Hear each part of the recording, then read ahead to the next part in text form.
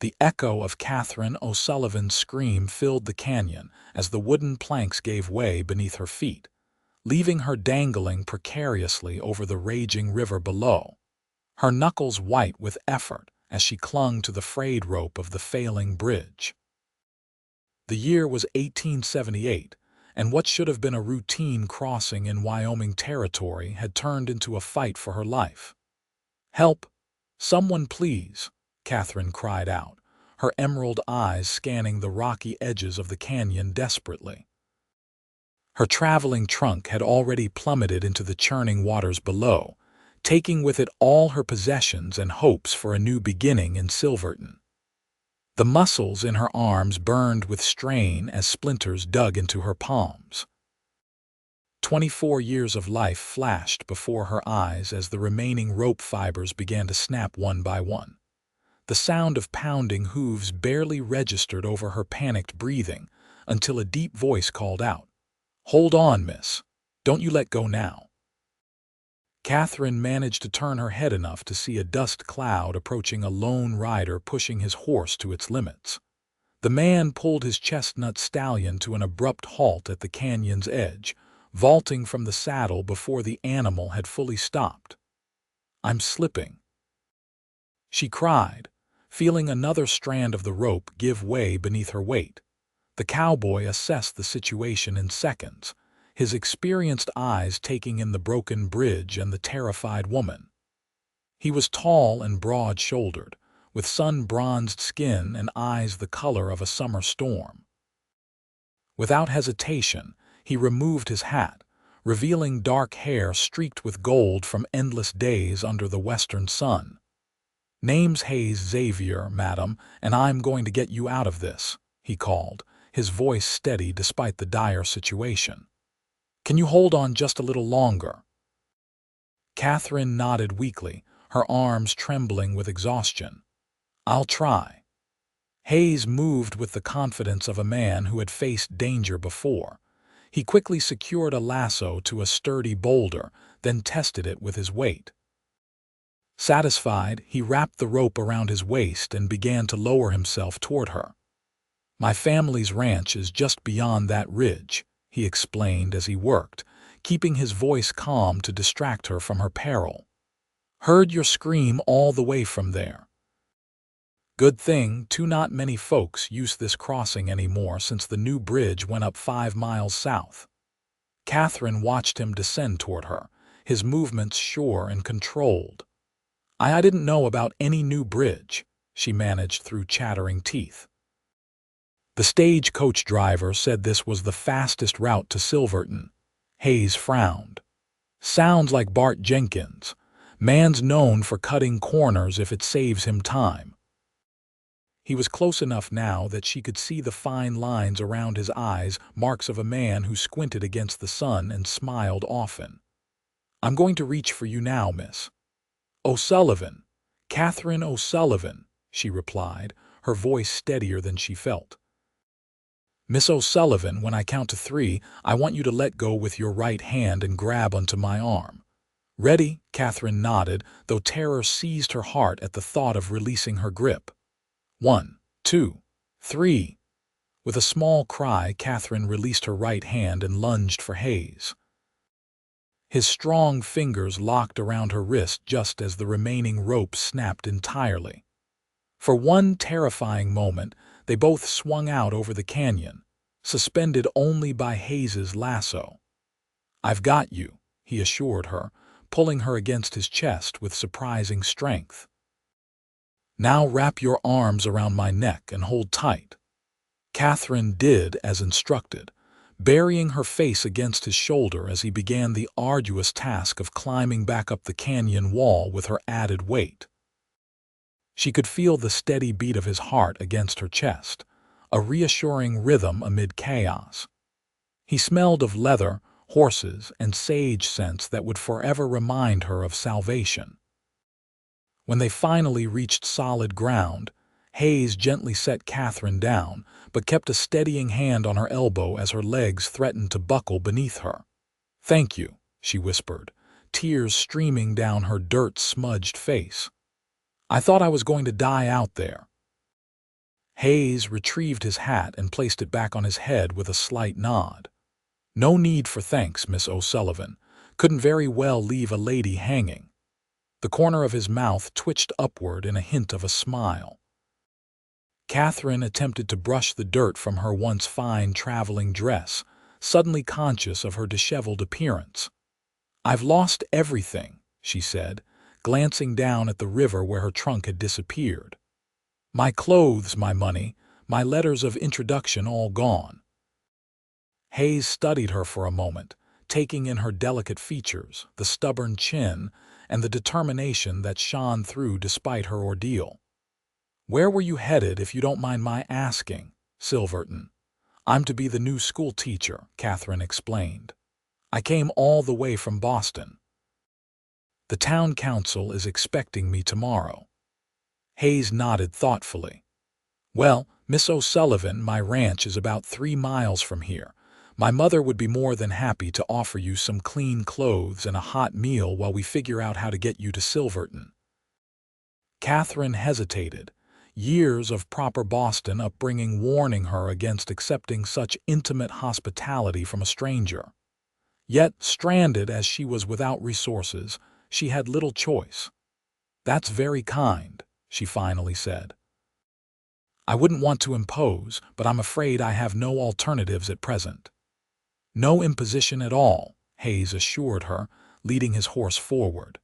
"Silver here is the gentlest mount in Wyoming territory.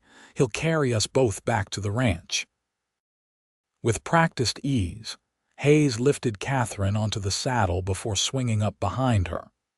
She stiffened momentarily at the proximity, but as they set off across the rugged landscape, the steady gait of the horse and Hayes's respectful distance behind her gradually eased her discomfort. "Have you been in Wyoming territory long, Mr. Xavier?" Katherine asked, trying to distract herself from both her recent brush with death and the unfamiliar warmth of the man behind her. "Born and raised," Hayes replied. "My father settled this land right after the war.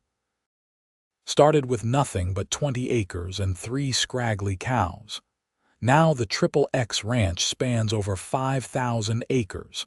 We raise some of the finest horses in the territory." Katherine listened, genuinely interested despite her exhaustion. "It sounds wonderful. I've never been west of the Mississippi before today. What brought a Boston lady all the way out here to teach in a frontier town?" Katherine was silent for a moment, considering how much to share. "I wanted something different," she finally said. "Something real. Boston has its charms, but I felt confined there, like I was playing a part in someone else's story." Hayes nodded, though she couldn't see it. "The West has a way of letting a person discover who they truly are," he said thoughtfully. "Some find it too harsh and flee back east. Others find their purpose here." "And which were you, Mr. Xavier?" Hayes chuckled. "I never had to find out, Miss O'Sullivan. This land is in my blood. I couldn't imagine being anywhere else." They crested a hill and Katherine gasped at the vista before her. Nestled in a verdant valley was a sprawling ranch house, surrounded by various outbuildings, corrals filled with horses, and vast pastures stretching to the distant mountains. Smoke curled invitingly from the chimney, promising warmth and comfort. "Welcome to the XXX," Hayes said, a note of pride in his voice. As they approached, a woman emerged from the house, shading her eyes against the setting sun. Her silver-streaked hair was pulled back in a practical bun, but her face retained a beauty that time had only softened, not diminished. "Hayes, we were beginning to worry," she called, then noticed Katherine. "And who might this be?" Hayes dismounted first, then reached up to help Katherine down. "Mother, this is Miss Katherine O'Sullivan. She had a bit of trouble at Broken Canyon. The old bridge finally gave way completely." Martha Xavier's eyes widened with concern. "Goodness gracious, are you hurt, child?" "Just shaken, madam," Katherine replied. "Your son saved my life." Martha shot a proud glance at Hayes before taking Katherine's arm. "Well, you come right inside." You look like you could use a hot bath and some of my stew." The Xavier homestead was unlike anything Katherine had imagined a frontier home would be. While certainly not as ornate as the Boston mansions she was accustomed to, it was spacious and comfortable, with handcrafted furniture and colorful quilts adding warmth to the practical space. Bookshelves lined one wall, a surprising luxury in the West, and the dining table could easily seat 12. "My husband believed that just because we live on the frontier doesn't mean we should live like savages," Martha explained, noticing Katherine's appreciative gaze. "Richard was determined to build a proper home for his family." "Was?" Katherine asked softly, noting the past tense. Martha's smile dimmed slightly. "We lost him 3 years ago, pneumonia. Hayes has been running the ranch since then." "I'm very sorry for your loss," Katherine said sincerely. Martha patted her hand. "Life goes on, dear. Now let me show you to the washroom. I'll find you some clothes while you get cleaned up." The hot bath was heavenly, washing away not just the dirt but some of the terror of the day's events. Katherine sank into the copper tub, marveling at such luxury in a frontier home. When she emerged, she found a simple but well-made dress laid out for her, a bit loose in the shoulders but otherwise a reasonable fit. Downstairs, she found Hayes and Martha seated at the table, along with a younger man who bore a striking resemblance to Hayes. "Miss O'Sullivan, this is my brother Caleb," Hayes introduced. Caleb, perhaps 21 or 22, stood and offered a polite bow. "Pleasure to meet you, Miss O'Sullivan. Hayes was just telling us about your adventure today." "Some adventure," Katherine replied with a small smile. "I'm afraid I wasn't very brave." "Nonsense," Hayes contradicted. "Most people would have given up and fallen. You held on until help arrived. That takes courage." Katherine felt her cheeks warm at his praise as she took a seat at the table. Martha served a hearty stew accompanied by fresh baked bread, and Katherine discovered she was ravenous. As they ate, the conversation flowed easily, with the Xaviers asking about her life in Boston and her journey west. "So you're to be Silverton's new teacher," Martha said. "They've been without one since poor Miss Winters left last spring. Couldn't handle the children from what I heard." "The Silverton children are that difficult?" Katherine asked, suddenly concerned. Hayes laughed. "Not difficult so much as spirited. Most of them are ranch kids who have been helping their parents since they could walk. They respect hard work and honesty more than fancy book learning." "Well, I intend to give them both," Katherine said firmly. "Education is about more than just books and figures." Hayes studied her with newfound respect. "I think you'll do just fine, Miss O'Sullivan." After dinner, Hayes escorted Katherine to the front porch while Martha and Caleb handled the dishes. The night was clear, with stars scattered across the vast sky like diamond dust. "I've never seen so many stars," Katherine breathed, wrapping a borrowed shawl tighter around her shoulders against the evening chill. "One of the benefits of country living," Hayes replied, leaning against a post. "In town, the lamplight dims them." They stood in comfortable silence for a moment before Katherine spoke again. "Mr. Xavier, I can't thank you enough for your help today. Without you, I—" She trailed off, unable to finish the thought. "Hayes," he corrected gently. "Out here, formality doesn't last long." "Hayes," she repeated, testing the name. "Then you must call me Katherine," he nodded, a small smile playing at his lips. "Katherine, it suits you." "I should reach Silverton tomorrow," she said, changing the subject. "I don't want to miss my first day." Hayes's expression grew serious. "About that, I've been thinking you've lost all your belongings. Let me and Caleb ride to Silverton with you tomorrow. We can explain what happened, and I have some contacts in town who might be able to help you get settled properly." Katherine felt a surge of gratitude. "You've already done so much. It's what neighbors do," Hayes replied simply. Besides, I need to speak with the mercantile owner anyway. Katherine suspected this last part might be an excuse, but she was too grateful to question it. Then I accept and thank you. The next morning, after breakfast, Martha presented Katherine with a small trunk. Some of my daughter Clara's things, she explained. She's married and living in Denver now. These should fit you better than mine would. Inside were several practical dresses, undergarments, a nightgown, and even a pair of boots. Mrs. Xavier, I couldn't possibly— Nonsense, Martha cut her off. Clara would want them to be used. Consider it a welcome gift to Wyoming. With tears in her eyes, Katherine embraced the older woman. I'll return them once I'm settled. Keep them, Martha insisted. And come visit us.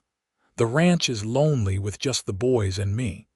Hayes had hitched a wagon and loaded it with not just Katherine's borrowed trunk, but also several crates of supplies. Ranch business, he explained when she questioned it. The journey to Silverton took just over 2 hours. As they approached, Katherine got her first glimpse of what would be her new home. The town was larger than she had expected, with a proper main street lined with businesses, a church steeple rising above the other buildings, and homes scattered around the perimeter. It's not Boston, Hayes remarked, watching her face carefully. No, Katherine agreed. It's better than I imagined. They pulled up in front of a 2-story building with Silverton Town Hall painted across its facade. Inside, they found Mayor Thompson, a portly man with an impressive mustache, poring over ledgers. Mr. Xavier, what brings you to town today? He asked, then noticed Katherine. And who might this lovely lady be, Mayor Thompson? This is Miss Katherine O'Sullivan, your new schoolteacher, Hayes introduced. She had some trouble at Broken Canyon yesterday. The old bridge collapsed while she was crossing. The mayor's face paled. Good heavens! Are you all right, Miss O'Sullivan? Thanks to Mr. Xavier, yes, Katherine replied. Unfortunately, all my possessions were lost in the river. Hayes explained the situation while Katherine provided her letter of appointment, the only document she had managed to keep in her reticule. The mayor was appropriately sympathetic and immediately set about making arrangements. The schoolhouse has living quarters attached, he explained. They're modest but comfortable. As for furnishings and personal items, I'm sure the town ladies will help once they hear of your plight. We're so grateful you've come, Miss O'Sullivan. Our children have been running wild since Miss Winters departed.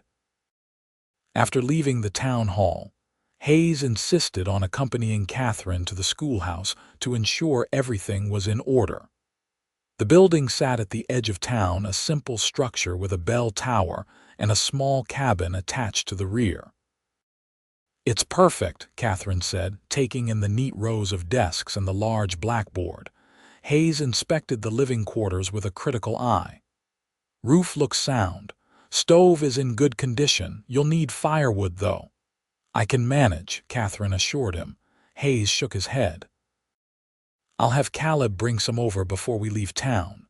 The nights get cold here, even in summer.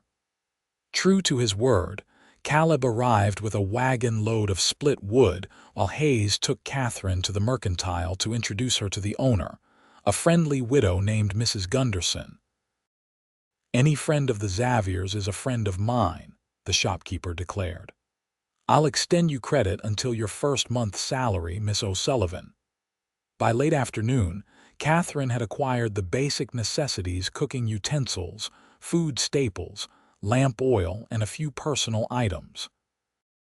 News of her arrival and misfortune had spread quickly through the small town, and several women stopped by the schoolhouse with housewarming gifts: a handmade quilt, preserves, a loaf of fresh bread, even a small potted plant.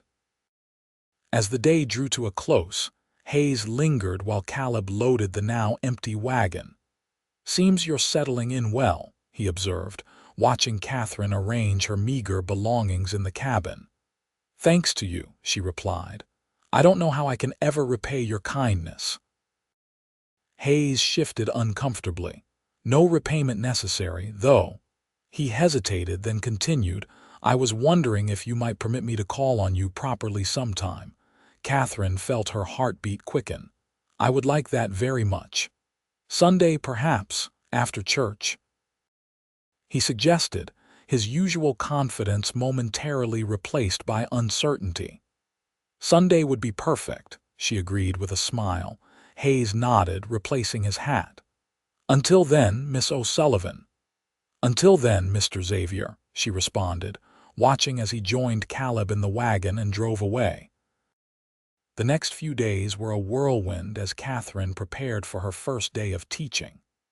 She scrubbed the schoolhouse from top to bottom, organized books and supplies, and created lesson plans for children of various ages and abilities. She also met many of her future students as they came by with their parents, curious about the new teacher from Boston. Sunday arrived bright and clear. Katherine wore her best borrowed dress to the small Silverton church and was welcomed warmly by the congregation.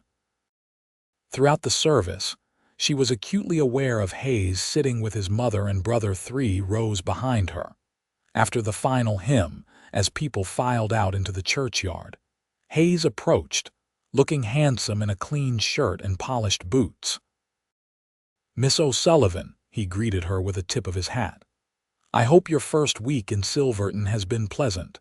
Very much so, she replied. Everyone has been wonderfully kind. I start teaching tomorrow. Nervous? He asked perceptively. Katherine laughed softly. Terrified, but excited too. Hayes offered his arm. I thought we might take a walk, if you're agreeable. The view from Prospect Hill is particularly nice this time of day. They strolled through town and up the gentle slope of the hill overlooking Silverton, talking easily about Katherine's preparations for school and Hayes's work at the ranch. At the summit, they paused to admire the vista of rolling hills and distant mountains. It's breathtaking, Katherine said. So different from Boston. Do you miss it? The city, I mean. Katherine considered the question. I miss certain things, bookshops, concerts, my parents, but there's something about this place that feels right, as if I've found where I belong even though I've only been here a week. Hayes nodded in understanding. The land has a way of claiming people. My father used to say that the West chooses its own. And has it chosen me, do you think? She asked, half joking. Hayes turned to face her, his expression serious. I believe it has, Katherine, and... He paused, choosing his words carefully. I think perhaps it wasn't just chance that brought you to Broken Canyon when it did. What do you mean? I rarely ride that way anymore, he explained. But that day something told me to check the north pasture, if I hadn't. He didn't complete the thought. The implication of his words that fate or providence had brought them together hung in the air between them. Katherine felt a flutter in her chest that had nothing to do with the altitude. I'm glad you did, she said softly. They continued their walk, the conversation shifting to lighter topics. But something had changed between them, a recognition of possibilities neither had anticipated a week ago. Over the following months, Hayes became a regular visitor at the Silverton schoolhouse.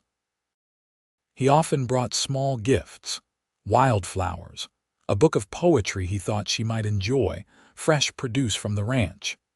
Sometimes he would arrive just as school was ending and help with chores, splitting more firewood, fixing a loose shutter, or escorting her to town events. Katherine, for her part, found herself looking forward to his visits with increasing anticipation. She discovered in Hayes a man of surprising depth, educated despite his frontier upbringing, thoughtful in his opinions, and possessed of a quiet integrity that commanded respect from everyone in the community. Her teaching career flourished as well.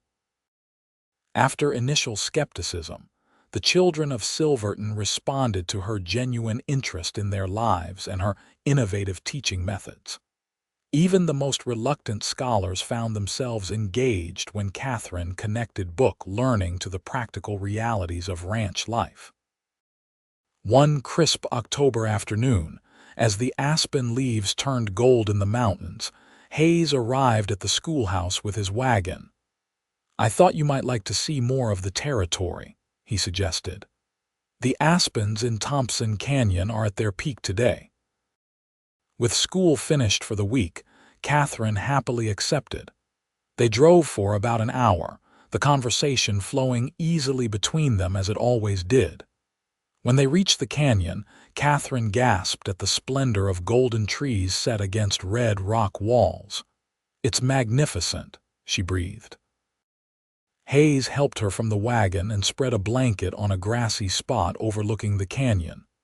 From a basket, he produced a simple but delicious picnic: fried chicken, biscuits, apple pie, and a jug of fresh cider.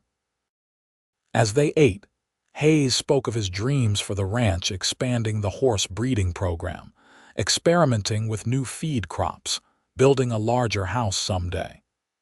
Katherine listened, increasingly aware that he seemed to be including her in these future plans. After they had finished eating, Hayes grew uncharacteristically quiet. He picked up a small stone and turned it over in his hands several times before speaking. "Katherine, there's something I've been wanting to tell you," he began. "From the moment I pulled you up from that broken bridge, I've felt different, like something that was missing in my life suddenly appeared." Katherine's heart quickened. "Hayes," he held up a hand, "please let me finish while I have the courage. I know it hasn't been long, only a few months, and you might think it's too soon.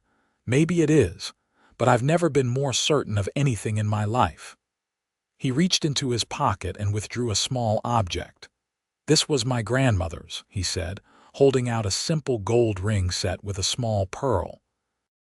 "My grandfather gave it to her when they came west in a covered wagon with nothing but dreams and each other. I'd be honored if you would wear it, as my wife." Katherine stared at the ring, tears welling in her eyes. "Hayes, uncertainty flickered across his face. "If you need time to think—" "No," Katherine interrupted, reaching for his hand. "I don't need time. My answer is yes."